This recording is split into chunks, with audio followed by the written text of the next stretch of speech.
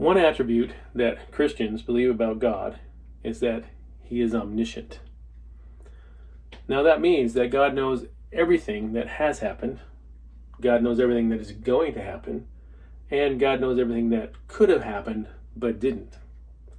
Well, there obviously are uncountable variations of things that could have happened and that might happen in the future, and God is aware of each and every one of them. So, how is it possible that God can know the future and yet at the same time allow for us to have free will choices? Now, science, and specifically quantum mechanics, has given us a way to think about this and has helped us resolve maybe this apparent contradiction between God knowing all possibilities and us having free will.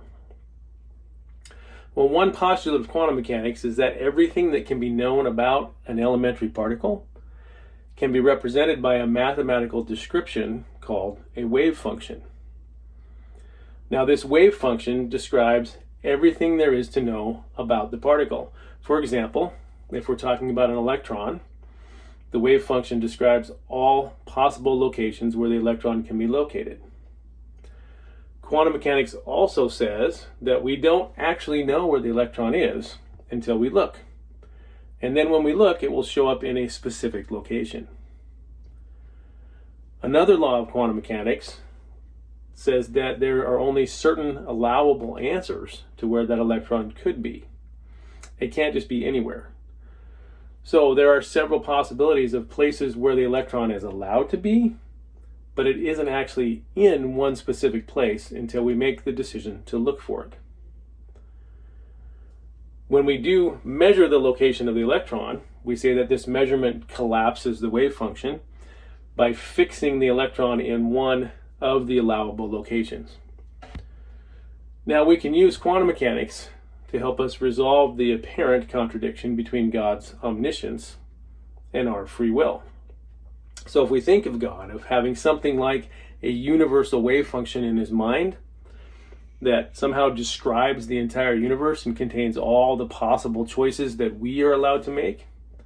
So God's divine omniscience is represented by this wave function that exhaustively maps all the possibilities inherent in God's created reality. And just like the wave function for a particle, there are only certain choices that we are allowed to make. But we get to participate in creation by making those free will choices, and when we make that choice, we collapse the wave function and cause that event to actually occur.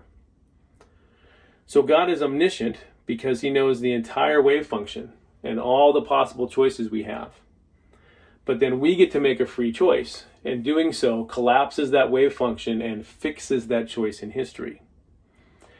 Who would have thought that a historic Christian doctrine would match so well with what we've discovered fairly recently about the quantum mechanical nature of the universe? Now, there was an experiment done in 2013 that has helped give us another way to explain omniscience and free will. This experiment showed that an external observer of a quantum state will perceive that quantum state as static and unchanging. But a mathematically correlated subsystem will see that same quantum state internally as changing with time. Now, this relates to omniscience and free will in the sense that an external creator God can observe the universe at every moment and see all things at once. But we as created beings will experience events caused by the choices we make, and hence will experience time and events flowing from the past to the future. Now, in no way am I suggesting that God has to follow the rules of quantum mechanics. Our finite minds will always have a partial and limited understanding of God. And as we learn about quantum mechanics, it has shown us too that we'll always have a partial and limited understanding of nature. So the more science we do, the more we see a correlation between the historic description of God and what we discover about the world. Since God created the universe, we should not be surprised when we see a reflection of the Creator God when we study nature. It is amazing that the Bible tells us to look at nature to learn about the attributes of God. And then when we learn about quantum mechanics, we find a way to explain how it is that God can be omniscient and know the future, and we can still have free will choices.